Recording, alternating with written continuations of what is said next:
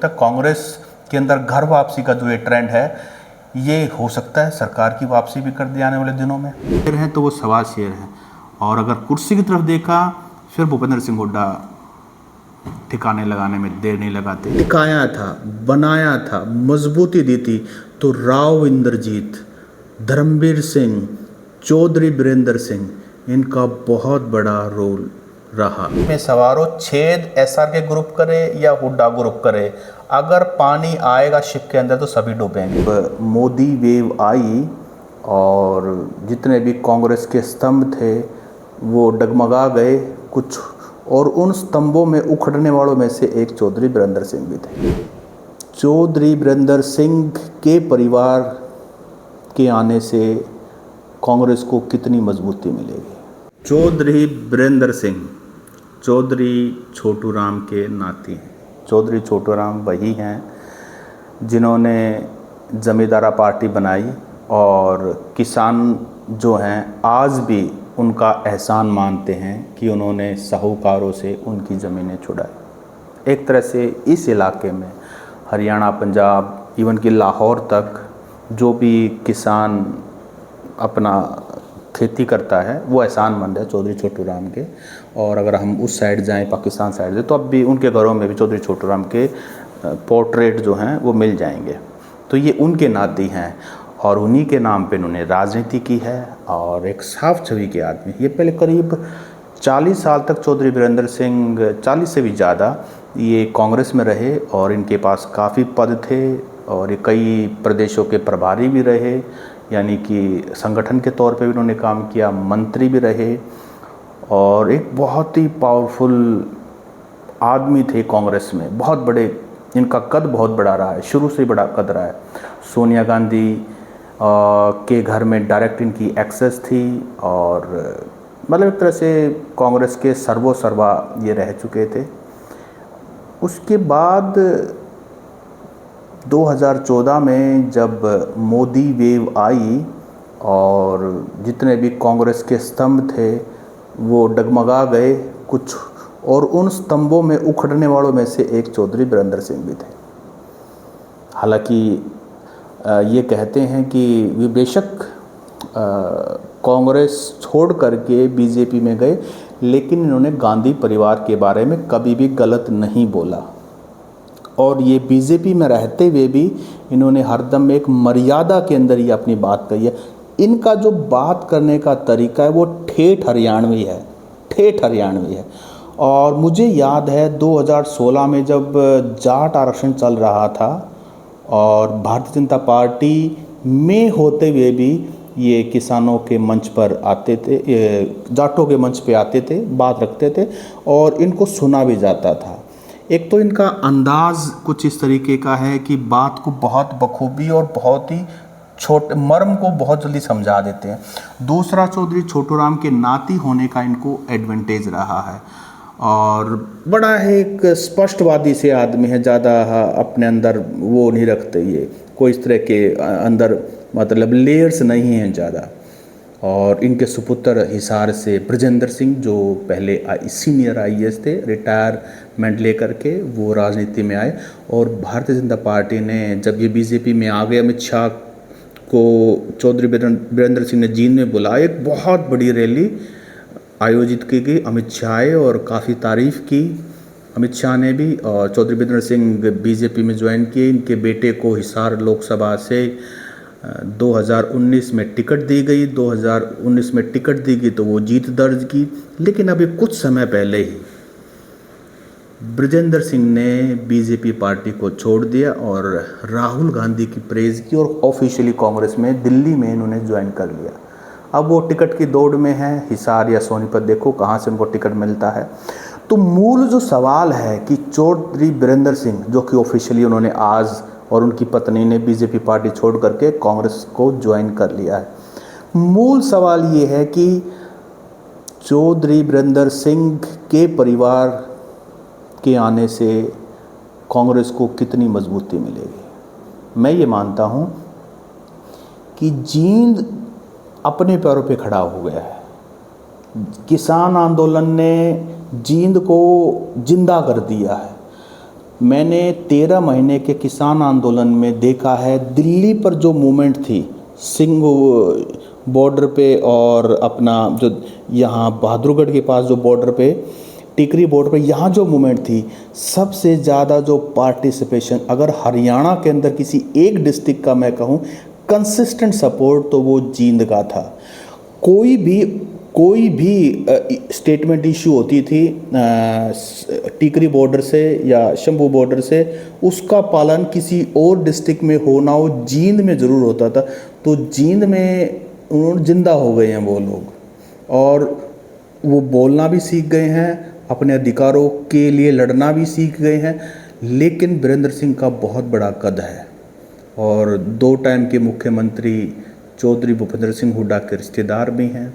तो उनका आना यकीनन, इतने एक्सपीरियंस्ड वेटरन पॉलिटिशियन का किसी पार्टी के साथ जुड़ना, घर वापसी करना, अगर हम एक टर्म यूज़ करें तो बहुत बड़ी बात है। क्योंकि जब 2014 से पहले जो बड़े चेहरे कांग्रेस से गए थे, जिन्होंने बीजेपी हरियाणा को हरियाणा के अंदर टिकाया था, बनाया था, मजबूती दी थी, तो राव इंद्रजीत, धर्मवीर सिंह, चौधरी बीरेंद्र सिंह, इनका बहुत बड़ा रोल रहा। तो उनमें से आप ये देखिए, चौधरी बीरेंद्र सिंह, कोई इनके पर कभी कोई बड़ा दाग इस तरह का लगा नहीं, जो कभी पब्लिक मेमोरी के अंदर तो कोई ऐसी बात नहीं है कि कभी रहा हो। तो मुझे लगता है कि बहुत कांग्रेस के लिए एक अच्छी बात है, और इनको ट्रेजेडी किंग भी कहा जाता है राजनीति का, क्योंकि इनका सपना था कि ये मुख्यमंत्री बने। और कभी ये प्रेस कॉन्फ्रेंस में कई बार बताते हैं लाइट मूड में कि इनकी सीएम की टिकट पक्की हो गई थी, कुर्सी पक्की हो गई थी, और ये अपने घर पर वेट कर रहे थे कि इनको बस अब जाके और वहाँ से हाईकमांड से मिलके और शपथ लेनी है। लेकिन उसी बीच कुछ ऐसा हुआ कि इनके जो सपने थे वो अधूरे रह गए। तो ऐसा मलाल जो है ये कई बार अपना शेयर करते हैं। तो मुझे लगता है कि चौधरी बीरेंद्र सिंह के आने से, जैसे कांग्रेस से जब ये बीजेपी में गए तो कांग्रेस की वर्किंग, वहाँ के सीक्रेट्स, बहुत सारी बातें होती हैं जो कभी पब्लिक डोमेन में नहीं आती। उनकी फंक्शनिंग, वो किस इशू कैसे सॉल्व करते हैं, वो कांग्रेस का एक नॉलेज बैंक लेकर गए थे बीजेपी में, तो वो बीजेपी का भी एक नॉलेज बैंक, उनकी फंक्शनिंग, उनका एडमिनिस्ट्रेशन, उनका प्रॉब्लम सॉल्विंग की टेक्निक, वो सारी भी साथ लेकर आएंगे। तो मुझे लगता है कि हरियाणा कांग्रेस को भी इसका अगर फ़ायदा उठा सकें तो ये भी एक बड़ी बात रहेगी। देखिए, जींद का जो है उसमें ज़्यादा, इसमें कुछ सोनीपत में आता है, बाकी हिसार के अंदर आता है, लोकसभा के अंदर। जींद सारा बॉयल पर है। जींद के अंदर इतना मतलब सरकार के खिलाफत है कि आप पूछिए मत।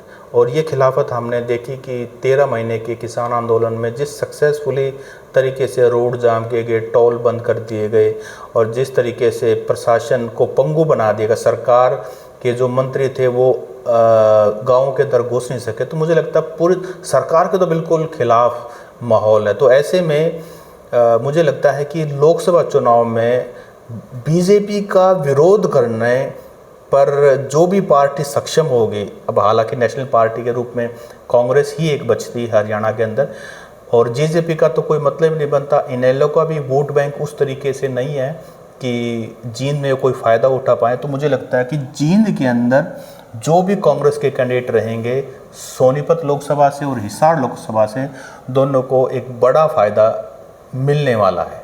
मुझे लगता है over a period of time SR के ग्रुप, भूपेंद्र सिंह हुड्डा ग्रुप, अब चौधरी बीरेंद्र सिंह भी देखो किस ग्रुप में जाते हैं, इनको एक बात समझ में आ गई है कि आप सभी एक ही शिप में सवार हो, छेद एसआर के ग्रुप करे या हुड्डा ग्रुप करे, अगर पानी आएगा शिप के अंदर तो सभी डूबेंगे। तो मुझे लगता है कि अब शायद सभी अगर एक मंच पर दोबारा से दिखाई देंगे, उसी यूनिटी के साथ, उसी समझदारी के साथ, मुझे लगता है लोग तो ऑलरेडी चार्ज्ड बैठे हैं, मन बना करके बैठे हैं, और जैसे ही उनको एक बढ़िया सा विकल्प मिलेगा उनका वो सपोर्ट करने के लिए तैयार हैं। तो कांग्रेस पार्टी के लिए यकीनन इतना एक्सपीरियंस्ड चौधरी बीरेंद्र सरीखे जैसा नेता साथ जुड़ना, उनकी पत्नी भी उचाना से एमएलए रह चुकी हैं, उनके सुपुत्र भी बीजेपी के एमपी रह चुके हैं। तो मुझे लगता है कांग्रेस के अंदर घर वापसी का जो ये ट्रेंड है, ये हो सकता है सरकार की वापसी भी कर दी आने वाले दिनों में। मैं यही कह रहा था कि चौधरी बीरेंद्र सिंह के अंदर फिल्टर्स नहीं है। हालांकि उनका भी एक ऑडियो वायरल है, किसी शायद समर्थक ने किया होगा कि चौधरी साहब क्या लगता है कि ब्रजेंद्र को चुनाव कहाँ से लड़ाएंगे, सोनीपत से लड़ाएंगे या हिसार से लड़ाएंगे। तो चौधरी साहब मुझे लगता है फिल्टर नहीं है, तो उन्होंने कह दिया कि भाई सोनीपत में तो हुड्डा के एमएलए हैं, तो वहाँ गड़बड़ हो सकती है, कुछ हुड्डा का मैं गड़बड़ क्रॉस का है, बाकी हिसार अपने को ज़्यादा सूट करता है। वो ऑडियो मैंने भी सुनी है।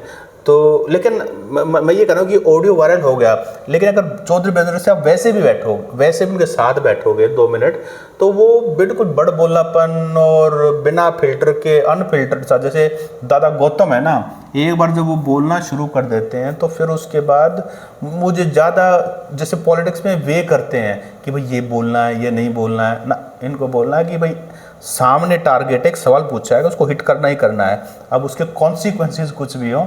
तो चौधरी साहब ऐसा ना, इतने सीनियर लोगों की जो बात है वो शायद बुरी भी नहीं लगती, और क्योंकि उनका अपना एक वेट है, उन्होंने अपना एक जीवन जिया है, एक सीनियर हैं, हर अपने केंद्र में कितने बार मंत्री रह चुके हैं और एमपी रह चुके हैं और विधायक रह चुके हैं, मंत्री रह चुके हैं, सीएम बनते बनते रह गए हैं, भारतीय जनता पार्टी में भी रह चुके हैं, कांग्रेस में तो उनका सारा करियर ही कांग्रेस से शुरू होकर के और इतनी बड़ी पोजीशंस पे रह चुके हैं, दोबारा से कांग्रेस में वापसी आ गए हैं। तो मुझे लगता है कि इतने बड़े लीडर का, जो हरियाणा में कुछ ऐसे पॉलिटिशियन हैं जो ऐसा ना बोले तो लोगों को अजीब लगता है। मुझे लगता है कि अगर चौधरी बीरेंद्र सिंह शेर हैं तो भूपेंद्र सिंह हुड्डा सवा शेर हैं, क्योंकि इस बार चौधरी बीरेंद्र ने ध्यान किया कि उनको पता है कि चौधरी भूपेंद्र सिंह हुड्डा जो है, मुख्यमंत्री की कुर्सी की तरफ देखोगे तो आपको पास नहीं फटकने देगा, आपके पंजे नहीं लगने देगा,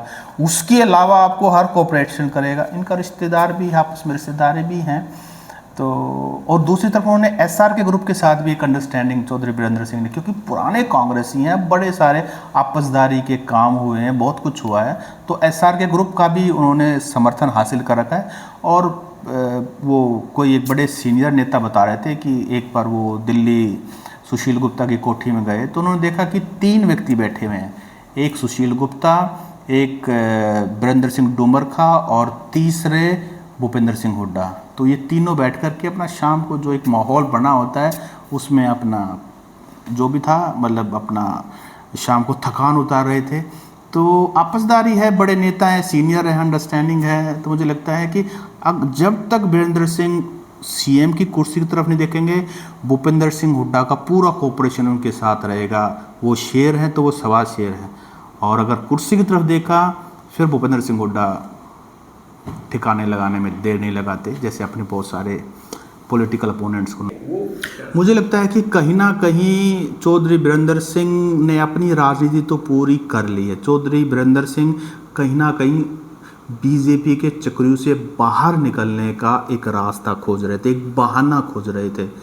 उनको पता है बीजेपी कभी प्रेशर में नहीं आती है। कितने हम इशू देख ले, ये महिला पहलवान वाला इशू देख लो, जो सांसद रहे, रेसलिंग फेडरेशन ऑफ इंडिया के प्रधान भी रहे ब्रजभूषण सिंह, थोड़ी सी भी आँच बीजेपी ने नहीं आने दी। हरियाणा में देख लो, स्पोर्ट्स मिनिस्टर रहे संदीप सिंह, मुख्यमंत्री मनोहर लाल खट्टर ने बार बार कहा कार्रवाई नहीं करूँगा, नहीं करूँगा, नहीं करूँगा, अपनी कैबिनेट से नहीं हटाऊँगा। तो आप ये देखिए, एक महिला यौन शोषण जैसा गंभीर मामला जिसमें चार्जशीट में पुलिस ने उनको दोषी पाया है, उसके बावजूद भी इस तरह का स्टैंड। तो मुझे लगता है कि बीरेंद्र सिंह को ये पता था, तो वो चक्रियों से निकलने के लिए अपने बेटे के लिए, उनको पता है कि बीजेपी यहाँ ग्रोथ नहीं है, अगर ग्रोथ ब्रजेंद्र सिंह की है तो वो कांग्रेस के अंदर है, इसलिए वो कोई ना कोई एक बहाना ढूंढ रहे थे। वो बहाना उनको मिल गया, क्योंकि इतने सीनियर पॉलिटिशियन हैं, वो चीज़ों को, बातों को, सिचुएशंस को भाप लेते हैं। तो मुझे लगता है कि शायद ये उनका एक तरीका था और उनको एंड टाइम पर डिसीजन लेकर के अब वो मैदान में है।